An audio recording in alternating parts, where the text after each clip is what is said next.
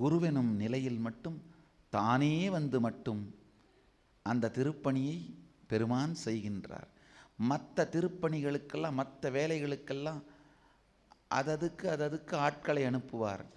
இந்த குருவின் வேலையை செய்வதற்கு மட்டும் தானே வருகின்றார். அதை ஒன்று மட்டும் வேற யார்ட்டையும் கொடுக்கறதில்ல.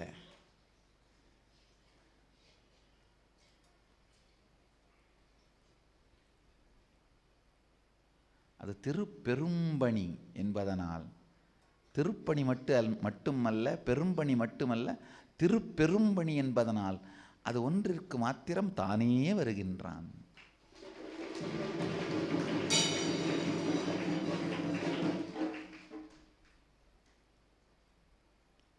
ஞான குருவின் திருக்கண்ணில் பட்டவுடன் தெரிந்து கொள்ளுங்கள், உங்கள் பக்தியை அவன் ஏற்றுக்கொண்டான்.